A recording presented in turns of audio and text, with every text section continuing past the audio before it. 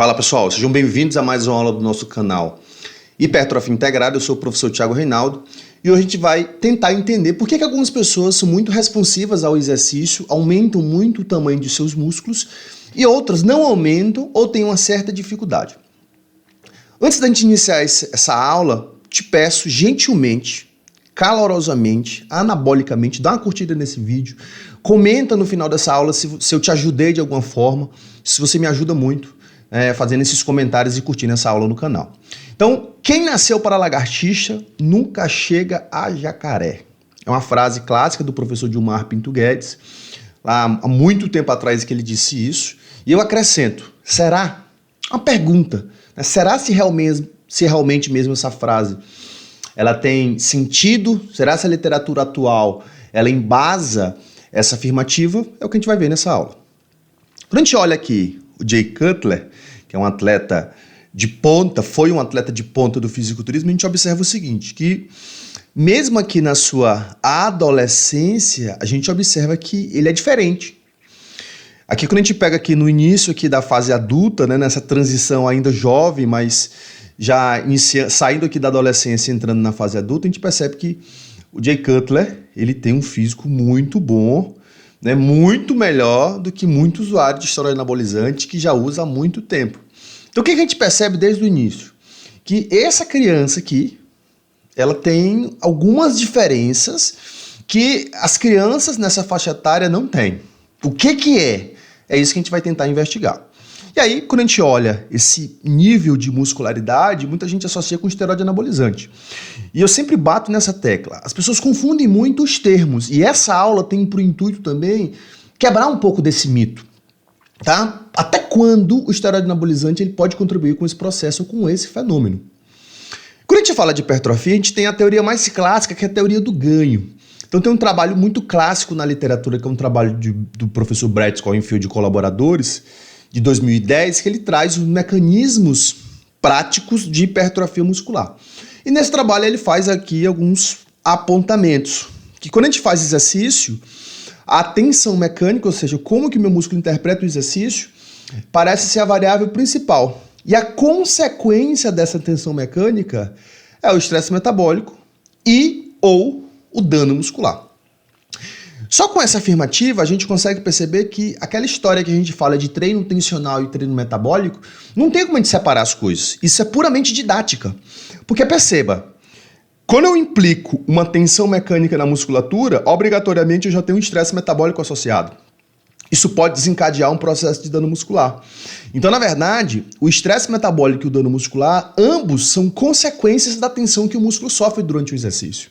E aí, o que a gente vai perceber? Que tem formas de estimular essa tensão mecânica que vão gerar mais estresse metabólico ou que vão gerar mais dano muscular, ou que podem gerar ambos. O dano muscular atualmente, ele tem perdido muita força quando a gente se fala de hipertrofia, né? Até que ponto o dano muscular ele pode contribuir para o processo de hipertrofia? Atualmente a literatura tem apontado que um dano excessivo, a gente meio que muda o enfoque da síntese proteica para o crescimento do músculo, e essa síntese proteica ela é direcionada para a reparação do tecido e não necessariamente para o músculo aumentar. Entra no canal aí, volta essa aula se você ainda não viu e assiste a aula sobre dano muscular, onde eu trago uma aula completa sobre isso. O que a gente observa aqui? Olha a quantidade de variáveis que vão ser associadas com essas três variáveis quando a gente fala de exercício. Olha a quantidade de coisa que pode influenciar no processo de hipertrofia. Então aqui fica claro por que o processo de hipertrofia é um processo complexo. E hoje, em pleno 2022, a gente não tem essa resposta muito clara o que realmente influencia na hipertrofia, devido à quantidade de variáveis que podem influenciar tanto de forma positiva como de forma negativa o crescimento dos músculos. O que a gente sabe? Que existem estímulos e sensores. Esse trabalho é um trabalho do grupo do Hennig, onde Hennig e colaboradores, inclusive o professor Brett Schoenfeld está nesse paper também. Estímulos e sensores que iniciam a hipertrofia do músculo esquelético após o exercício de resistência. Ou seja, o que seria sensores? Imagina que você tem um carro e no teu carro ele tem aquele sensorzinho de combustível. À medida que você bota muito combustível, o sensor vai acusar que tem muito combustível no tanque. À medida que esse combustível vai sendo oxidado, o sensor vai acusando que o nível de combustível está diminuindo. Ou seja, qual é a função daquele sensor? É informar ao condutor o quanto de combustível aquele carro tem. Ou seja, existe uma estrutura dentro da bomba, lá do tanque de combustível, que detecta o nível. Na hipertrofia é a mesma coisa. Existe também alguns sensores que vão detectar o quê? Vão detectar como que o exercício vai impactar na resposta anabólica. E isso a gente chama de sensores de hipertrofia. Eu tenho certeza, ou eu acho, imagino que você talvez não tenha visto isso na graduação. Se você é estudante ou se você também já é um profissional formado, seja de qualquer área da saúde. Porque esse conceito não é muito falado na graduação. Sensores de hipertrofia. O que a gente sabe hoje? A gente sabe que existem vários sensores, existem alguns estímulos e algumas variáveis que vão regular a hipertrofia. Eu fiz um compilado de forma didática, tá? Para a gente entender esse processo. Então preste atenção. Aqui eu compilei vários trabalhos científicos para facilitar o entendimento, mas é o mesmo raciocínio daquela historinha que a gente falou no início da aula de estímulo tensional e estímulo metabólico. Isso é puramente didática, não existe estímulo tensional e não existe estímulo metabólico. Um é consequência do outro. Então a gente explica de forma mais tranquila. E aqui é o que eu vou procurar fazer. Então eu dividi didaticamente em 3 pontos. Os estímulos da hipertrofia, os sensores da hipertrofia e os reguladores. Mais uma vez, essa galera vai trabalhar ao mesmo tempo e não de forma separada. O que a gente tem de estímulo da hipertrofia? O estímulo máximo para a hipertrofia e o único estímulo que existe para a hipertrofia é um estímulo mecânico. Como assim, professor? Eu ouço muita gente falar que os anabolizantes são estímulo para o crescimento muscular. Opa! Aonde estão os hormônios aqui, ó? Em reguladores. Então preste atenção e já grava essa informação. Hormônios, proteínas, macronutrientes, carboidratos, lipídios e os micronutrientes, eles são reguladores da hipertrofia, eles não são estímulos. Anota isso, o estímulo mais potente para a hipertrofia é a tensão que o músculo sofre, é o treino. Não existe nada mais anabólico do que o próprio treino. Vou te dar um exemplo muito simples. Experimenta utilizar qualquer esteroide anabolizante e fica sentadinho no teu sofá. O que vai acontecer com você? Nada. O máximo que pode acontecer é existir uma atenuação da atrofia, ou seja, houve uma regulação da massa muscular para redução do catabolismo. Lembra que as drogas originalmente, elas foram criadas, a própria testosterona ela veio nesse intuito, da parte terapêutica. Então lembra, ganha mais quem perde menos. Então os esteroides eles atuam aumentando a síntese, mas atuam muito mais reduzindo a degradação. Então quem fala que esteroide anabolizante é um estímulo para hipertrofia, não entende de hipertrofia. O esteroide ele é um regulador. Mais uma vez, experimenta usar esteroide sem treinar. Não vai acontecer nada. Ah, professor, mas eu vi um trabalho de um professor na internet que ele falou que os indivíduos ganharam 9 quilos de massa magra sem treinar. Entenda uma coisa, jovem gafanhoto. Quando a gente fala de massa muscular, é uma coisa. Quando a gente fala de massa magra, é outra. Os esteroides anabolizantes, eles têm a capacidade de aumentar o KM enzimático, ou seja, eles alteram o que a gente chama de constante micaeliana de algumas enzimas. E uma enzima que sofre essa regulação é a enzima que junta um polímero de glicose ao outro, a glicogênio de sintase. Então o que vai acontecer quando você usa alguns tipos de esteroide? Ou quando você usa alguns tipos de testosterona? Você aumenta a quantidade de massa magra por ter mais retenção hídrica no músculo e pela fixação de glicogênio em vários músculos do corpo aumentar. Isso não é músculo, isso é massa magra. Então, primeiro ponto, anabolizante, ele atenua a perda de massa muscular e ele estimula o aumento de massa magra, principalmente por conta da maior fixação de glicogênio na musculatura. Então, quais são os estímulos ou qual é o estímulo mais forte para você anabolizar o músculo? É treinar. Não, até hoje não inventaram nada que substitua o treino. O treino ele é inegociável. Você não consegue estimular a hipertrofia se você não treinar. Então, ponto. Qual é o estímulo mais forte para o teu músculo crescer? É o estímulo mecânico através da tensão. E a gente viu, lá na teoria do ganho, que esse estímulo mecânico ele pode derivar, né, ele pode variar aqui de três pontos importantes. O principal, a tensão que esse músculo sofre, o estresse causado por essa tensão e o dano muscular. A gente não vai entrar nisso porque não é o objetivo da nossa aula. Existe a galera que vai detectar essa tensão na musculatura, ou esse estresse, ou esse dano. Quem é essa galera? São os sensores. Lembra lá do exemplo que eu dei do tanque de combustível que tem um sensor? Então nós temos costâmeros, fator de adesão focal, nós temos a titina, que é uma proteína extremamente gigantesca dentro da musculatura, nós temos as filaminas, nós temos os canais iônicos que são estimulados pela tensão na musculatura e são estimulados por cálcio. Então essa galera junta, eles vão detectar o que está acontecendo da membrana para baixo. Então imagina que eu tenho uma membrana do músculo aqui e aqui eu tenho sensores nessa membrana. Por exemplo, eu tenho o fator de adesão focal. Então, por que a gente tem hoje o conceito de hipertrofia não homogênea? Ou por que o músculo cresce em porções diferentes se você fizer os mesmos exercícios? Por exemplo, por que geralmente a parte proximal do músculo é maior do que a distal? Existem várias hipóteses para isso. A primeira hipótese é uma hipótese biomecânica. O músculo ele não sofre a mesma tensão ao longo da miofibrila. Outra hipótese é uma hipótese de sensor. Ou seja, parece que tem locais do meu músculo que existem mais sensores para detectar aquela tensão do que outros. Beleza? E tem os reguladores. A galera que vai dizer o seguinte, olha, eu estou detectando a tensão através dos sensores, houve um estímulo anabólico para o crescimento do músculo, agora eu preciso de alguém que regule. Regule como?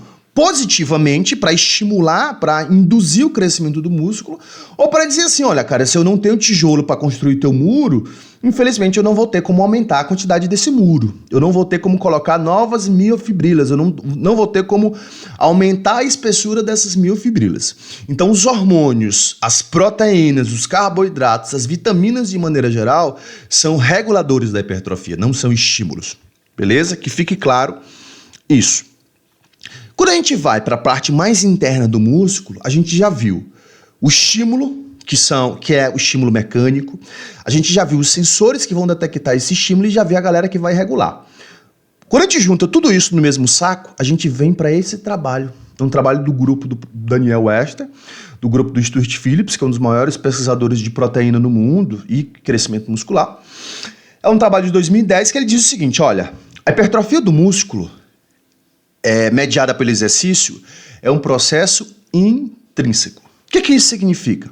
Parece que dentro do músculo existe algumas organelas ou existe algumas pessoas que são mais sensíveis ao que acontece dentro do músculo. Ou em outras palavras, como que o meu músculo detecta a tensão mecânica, como que a galera regula e como que o meu músculo processa todas essas informações juntas.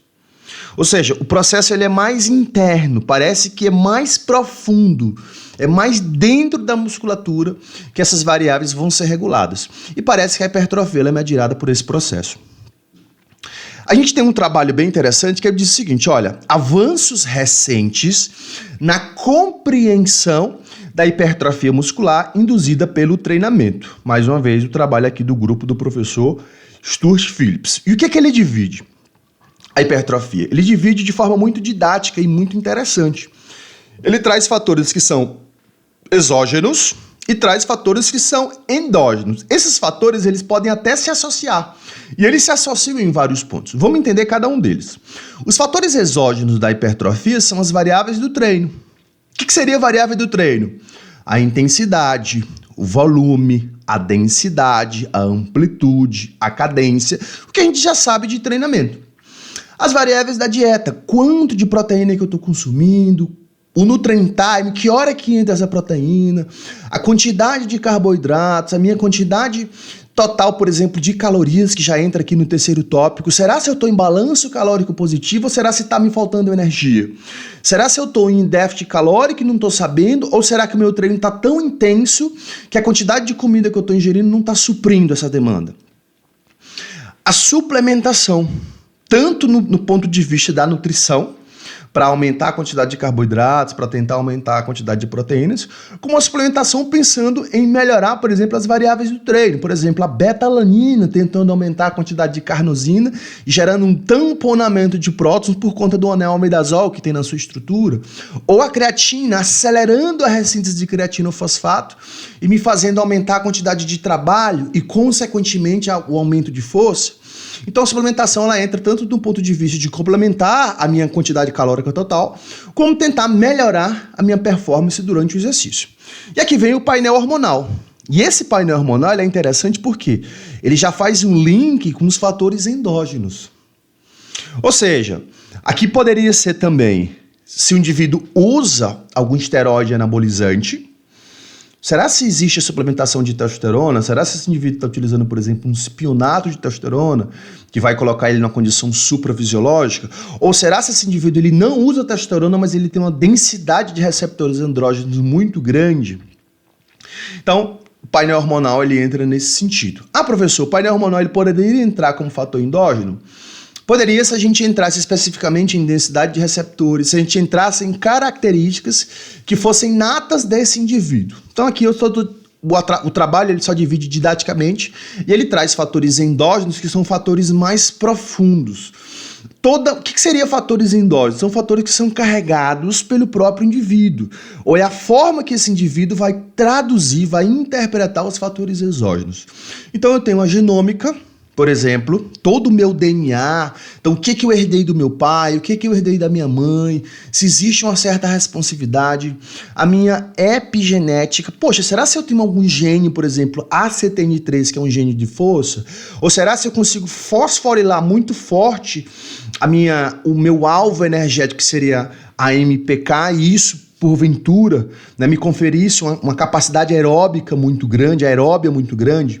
Então a epigenética se relaciona a genes, mas não só os genes isoladamente, mas como que eles funcionam em todo esse processo complexo e orquestrado. Aqui a gente tem o transcriptoma, então geralmente essa terminação oma ou ômica significa uma análise global. Então esse transcriptoma ele tem uma relação muito forte com o meu RNA. Então tem pessoas, por exemplo, que no processo de transcrição e tradução de proteínas que conseguem fazer isso com maior qualidade. Então é como se a leitura desse processo de síntese proteica acontecesse de forma mais fácil, houvesse menos gasto energético para isso e eles conseguissem traduzir ou fazer uma transcrição de forma mais eficiente. E a proteômica é uma análise global de todas as proteínas do corpo. Então aqui a gente poderia falar das proteínas miofibrilares, poderia falar das proteínas envolvidas, por exemplo, em toda a estrutura do meu sarcômero, eu poderia falar das proteínas envolvidas lá no processo de síntese proteica de um maratonista, as proteínas, por exemplo, sarcoplasmáticas, então envolve todo esse emaranhado. Então quando a gente pega os fatores endógenos, a gente percebe que o negócio é muito mais complexo e que, infelizmente, a gente não consegue mudar de forma muito significativa os fatores endógenos. A gente consegue mudar isso aqui, ó.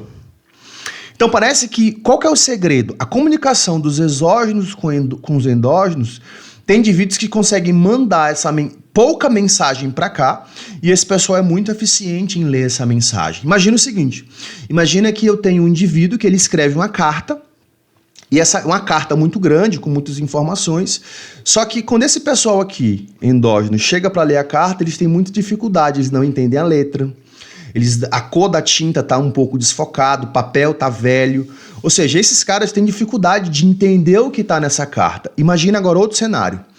Esse pessoal aqui escreve uma carta muito, muito ruim, com letra muito feia, caneta borrada, problemas de ortografia graves, só que esse pessoal aqui, na hora que a carta chega de qualquer jeito, o papel chega todo amassado, eles abrem o papel e entendem a mensagem perfeitamente. Então isso, de uma forma muito simples, é o que o paper demonstra. Onde ele tem aqui as variáveis exógenas, que a gente comentou agora, e divide isso dentro das variáveis endógenas, ou seja, o treinamento, como a gente viu, é um principal estímulo para o processo de hipertrofia. Existem aqui as variáveis que são nutricionais, então proteína, leucina, suplementos alimentares. Existem indivíduos que são baixos respondedores, existem indivíduos que são autorrespondedores. Ou seja, esses indivíduos aqui, ó, eles não vão responder muito bem à hipertrofia. Olha esses caras aqui. Eles respondem muito bem ao processo de hipertrofia. Aqui que a gente observa, por exemplo, aqui eu tenho os grupos metil, DNA, RNA, célula satélite, receptor andrógeno. Nesses indivíduos que são baixos respondedores, a gente percebe o seguinte, ó.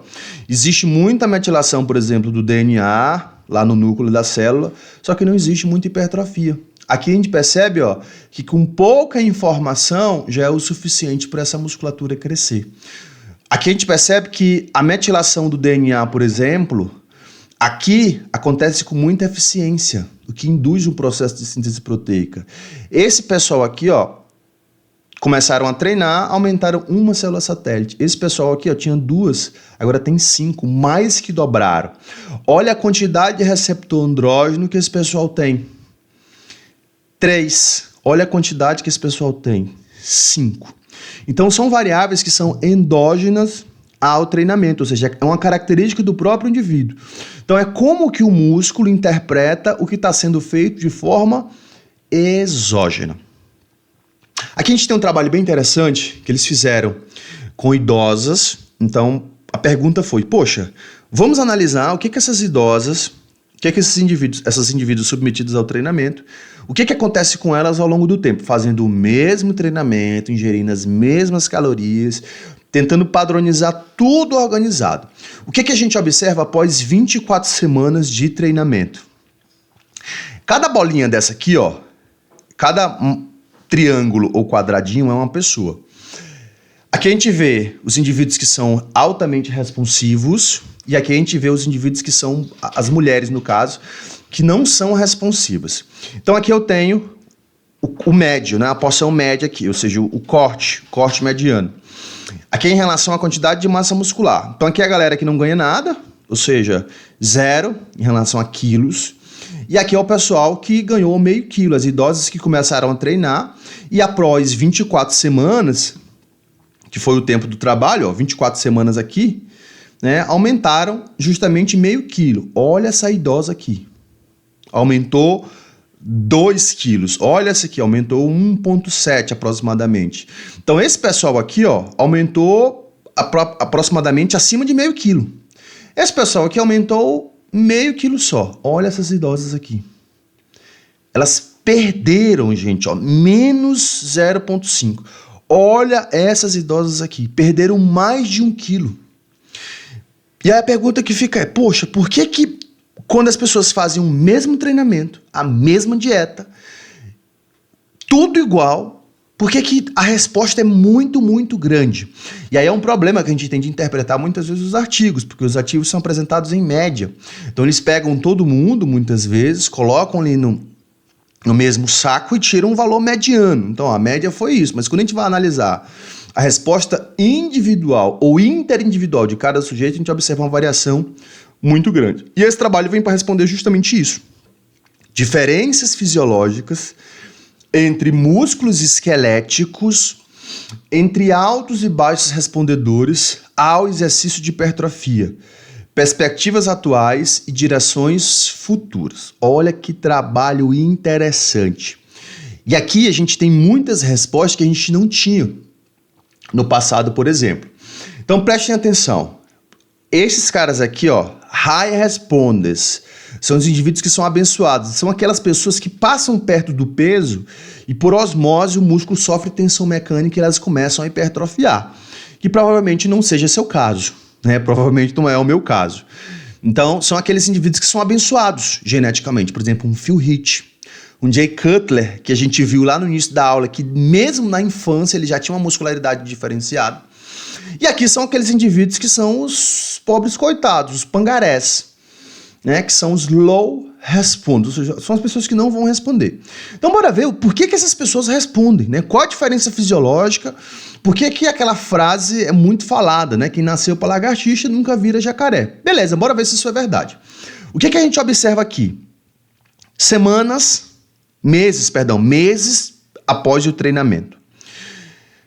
Pessoal, esse pessoal que é um autorrespondedor aqui, ó, eles aumentam em média 80% o tamanho da miofibrila. Em média, 80% a área de seção transversal da fibra muscular. Essa galera tem um incremento de 20 a 30% no tamanho do músculo. Olha aqui, ó. 20 a 30%. Você tem noção do que é isso? Você tem noção do que é uma pessoa começar a treinar e aumentar o tamanho dos músculos de 20 a 30% em alguns meses? Claro, aqui não é mágica, né? O cara não começou a treinar e disse assim, eu comecei a aumentar. E é até interessante a gente discutir isso, porque tem muito aluno comum na academia que diz assim, professor, eu pego rápido. Já ouviram essa expressão? Professor, eu aumento a massa muscular muito rápido, eu tenho muita facilidade. Quando a gente vai ver, o cara é magro, um indivíduo é magro, não tem massa muscular nenhuma. E por que ele te fala isso? Porque esse indivíduo ele tem uma característica que a literatura chama que ele é um glicorrespondedor. Ele é um glicogênio responsivo. O que isso significa? São aquelas pessoas que quando começam a treinar, elas têm uma fixação de glicogênio na musculatura muito rápida. Então elas não aumentam a massa muscular, elas aumentam a massa magra. E ela te fala que ganha rápido. Não é que você ganha rápido, amigo. É porque a fixação de glicogênio na musculatura, ela é muito rápida. É tão tal que geralmente esse período, ele perdura por quanto tempo? Entre 2 a 4 semanas. É aquele primeiro mês que você começa a treinar. Aí você olha pro aluno, ele dá aquela inchadinha. Aí o cara fala, professor, eu ganho rápido. Não, amigo, você não ganha rápido. Isso não é massa muscular, isso é massa magra. Então não confunda as coisas. Eu tô falando aqui, a literatura tá falando aqui de um cara que aumenta massa muscular. É diferente. Você aumentar em alguns meses 20 a 30% de massa muscular, amigo, você é um autorrespondedor. Beleza, por que isso acontece então? Quais são as contribuições fisiológicas que induzem a esse aumento? A gente tem várias hipóteses. A primeira hipótese é que a maquinaria ribossômica, a biogênese mitocondrial, ela é mais eficiente. Então imagina o seguinte, imagina que eu tenho uma estrutura que ela é responsável por estimular a síntese de novas proteínas. E essa estrutura é um ribossomo, que na verdade ele é um complexo, a gente chama de ribozimas. É uma estrutura conhecida como ribossomo, só que nele existe a inclusão, ou existe a agregação de algumas enzimas. Então a literatura chama o complexo de ribosima. Então a gente tem alguns indivíduos que esse processo, essa quantidade de ribossomo ela é aumentada. Só que além da quantidade, a qualidade em que esses ribossomos traduzem e sintetizam as proteínas é muito alta. Ou seja, a síntese proteica após o exercício desses indivíduos, ela é alta e permanece alta. Grava essa informação. Ela é alta e permanece alta. Ou seja, não adianta você aumentar a síntese proteica por um tempo que você não vai ter hipertrofia por isso. Essa síntese proteica ela precisa permanecer alta. E parece que esses indivíduos eles têm essa contribuição por conta da qualidade ribossomal desses caras. Quais seriam os outros potenciais de contribuição? Esses indivíduos aqui também têm uma quantidade de células satélites e mionúcleos muito grande. Então, observe aqui na legenda, ó, mionúcleo, essas bolinhas azuis aqui, ó. Então, aqui eu tenho, nesses caras aqui, ó, eles têm 2 mionúcleos. Quando eles começam a treinar aqui, ó, eles aumentam mais um mionúcleo. O que o mionúcleo faz, gente? O núcleo da célula, ele tem o que é o principal. Toda a maquinaria do DNA, todas as informações principais está ali. Por exemplo, a gema, ela é o núcleo do ovo, teoricamente. Então, tudo que a vida precisa está ali. Imagina o seguinte, eu gosto de explicar de uma maneira muito simples. Imagina que você tem uma empresa, e essa empresa é esse músculo aqui, ó, essa estrutura aqui. E essa empresa começou a crescer. E você tem um gerente, que é o mionúcleo. Se essa empresa começou a crescer, um gerente não dá mais conta. Porque um gerente, ele toma conta de 30 funcionários, só que agora de 30 você tem 60. Então, uma pessoa não vai conseguir atender todos os funcionários com qualidade, resolver todos os problemas da empresa, por exemplo. O que essa empresa faz? Essa empresa coloca mais gerentes, ela coloca mais pessoas para administrar pequenos pedaços. O que é um mionúcleo, gente? São pequenas estruturas que vão administrar pequenos pedaços de tecido. E esses pedaços de tecido, o que eles vão receber? Nutrição. O que eles vão receber? A informação higiênica para sintetizar ou hidrolisar algumas proteínas. Então, se eu tenho mais mionúcleo, significa que eu tenho um músculo mais estruturado, que é o que acontece aqui. Olha esses coitados aqui. Eles têm 2 mionúcleos e olha o que acontece aqui. Continua com 2. Não muda. Então, parece que células satélites e mionúcleos são importantes. O que são células satélites, gente? São células aqui, ó. Olha pela legenda aqui, ó. São células aqui, ó. Essas aqui, ó. Tem um negocinho vermelho e um azul no meio. São células que estão quietinhas, são células que estão quiescentes. Então imagina que esse controle aqui, ó, é a minha fibra muscular. Então as células satélites, elas ficam aqui, ó, nas extremidades, nas periferias. Eu vou lá pra academia e pau, gera um... Pegou mal, né? Isso. Beleza. Esse controle, né, sofreu um dano, sofreu uma tensão. Então ele sofreu uma pequena lesão nessa parte medial. Então essa célula satélite sai daqui e vem tentar reparar esse processo. Se você não lembra do que é a célula satélite, lembra que lá na aula de dano muscular eu comento um pouquinho sobre elas. Elas são células que vão tentar doar o seu núcleo ou vão se juntar às novas fibras para tentar recuperar o local. Imagina as células satélites, eu gosto de dar esse exemplo. Imagina que você está numa festa e começou uma confusão nessa festa. As células satélites, elas são de segurança. Qual é a função de segurança? É chegar para acabar com a confusão. O cara chega, joga quem estava arrumando a confusão para fora e a festa volta ao normal, sem nenhum problema e sem nenhuma intercorrência. Então as células satélites, elas só vão entrar quando o pau tá quebrando. E elas entram para tentar resolver o problema. Aqui a gente observa aqui, ó, na fibra, no músculo, na célula, eu tinha 2 células satélites. Eu tenho 3 agora. Olha o que acontece com essa fibra aqui, ó, com essa célula que não é responsiva. Eu tenho uma célula satélite e continuo apenas com uma célula satélite. Então eu tenho mais mionúcleos, como já foi falado, eu tenho mais receptor andrógeno, e aqui está um ponto importante, gente. Parece que tem pessoas que são mais sensíveis à ação da testosterona. Esses caras aqui, ó, eles podem se entupir de testosterona, eles não vão responder. Você provavelmente conhece alguém assim, que se a pessoa, qualquer droga que você falar pra pessoa, ela já tomou. Ela já tomou deposterona, ela já tomou cipionato, ela já tomou todas as vitaminas do complexo D. Mas, professor, vitamina do complexo D não tem complexo. O complexo são vitaminas do complexo B. Beleza, mas eu inventei um complexo de vitamina do complexo D. Deca, Dianabol, agora eu esqueci. Deca, Dianabol, Durateston e Deposteron. Então essas são as vitaminas do complexo D. O cara tomou todas as vitaminas do complexo D. O cara não muda nada. O físico do cara tá igual. Ou seja, você para e olha, cara, você provavelmente não é responsivo à ação dos hormônios. Existem explicações para isso. Já tem o contrário. Tem atletas que o cara toma meia dose e ele tem uma responsividade à testosterona muito, muito grande. Por que isso acontece? Ele tem uma sinalização andrógena própria do cara muito grande. É como se a célula dele fosse muito sensível, né, à chegada desses hormônios anabólicos.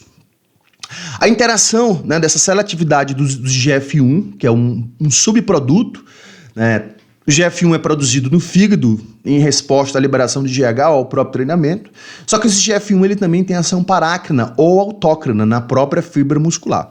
Então tem indivíduos que conseguem fazer isso com mais facilidade.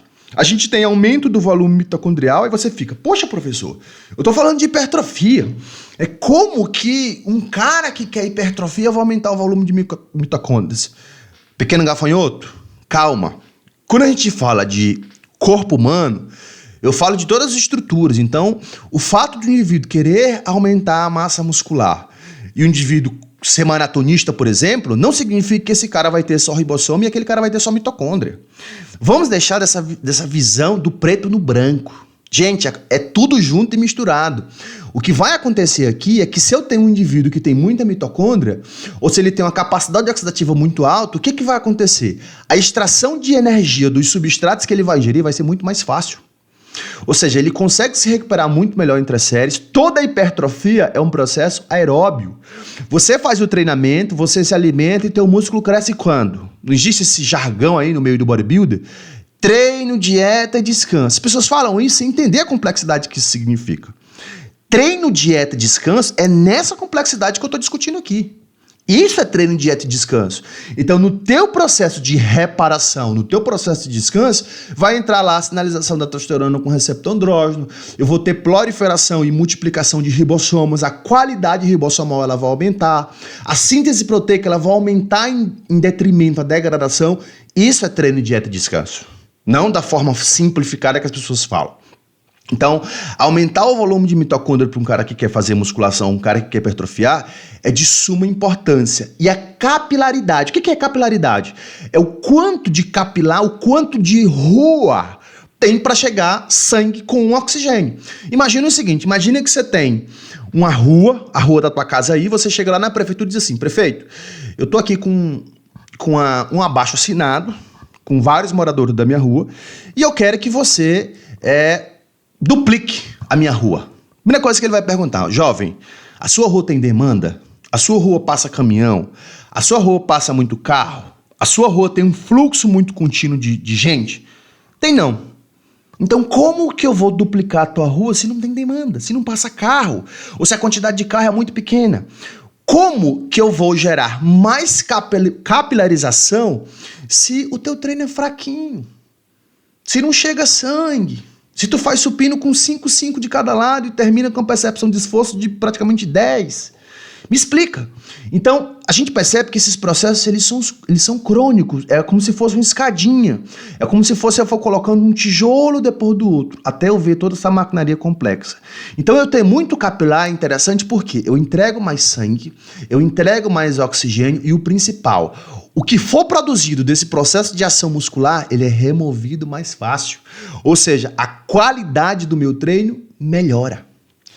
Professor, mas sempre que alguém fala de capilarização, sempre que alguém fala de angiogênese ou formação de novos vasos, a pessoa se refere sempre ao exercício aeróbico. Jovem, pequeno gafanhoto, não tem essa visão dualista. A gente está falando de exercício. Os ajustes que são induzidos pela modalidade é o que são diferentes. Diferentes como? Em magnitude. Ponto. Só magnitude. Agora eu preciso entender todo o complexo. Então, os ajustes que são prioritariamente em treinadores fundistas, nos endurances, por exemplo, não significa que eu não precise que isso não aconteça ou que aconteça com os fisiculturistas ou com alguém que queira aumentar a massa muscular. Não vai acontecer com uma prioridade ou com uma magnitude muito grande. Mas se eu tenho um indivíduo que vai ter uma alta capilarização e uma alta quantidade de mitocôndrias, né, tanto em questão a utilização de substrato energético como em questão de recuperação, tudo isso junto favorece o crescimento muscular. Vamos analisar os pobres coitados agora. A galera que não responde. Gente, olha aqui. Área de seção transversa da fibra muscular. Sem alteração. Só que existe uma luz no fim do túnel, gente. Esses caras aqui, ó, eles aumentam de 20% a 30% do tamanho do músculo. Olha esses coitados aqui. Aumentam de 0 a 4%. Ou seja, então aquela frase que o professor Dilmar falava, né, ela é verdade. Quem nasceu para ser lagartixa não vira jacaré. E aí o que até o professor Dilmar comenta. O máximo que pode ser é um calango marombado. Ou seja, o máximo que esse indivíduo aqui pode ser, né, é ter um leve aumento no músculo aqui, 4%. Gente, aqui eu tô pegando os extremos, tá? O próprio nome fala, baixos respondedores e altos respondedores. A gente vai estar, talvez, entre esses caras aqui, ó. Entre os médios respondedores. Ou seja, se a gente fizer o nosso dever de casa, ou se você fizer o seu dever de casa de treinar bem, de comer bem, você vai ter uma resposta. Se você estiver fazendo tudo certo e você não tiver resposta, talvez você seja um baixo responsivo. Beleza, bora continuar aqui. Eu vou já comentar que o fato de você ser baixo responsivo não é uma justificativa para você deixar de treinar. Então, aqui a gente percebe que a contribuição do ribossomo é muito pequena, a síntese proteica também, ela aumenta, só que ela não se sustenta.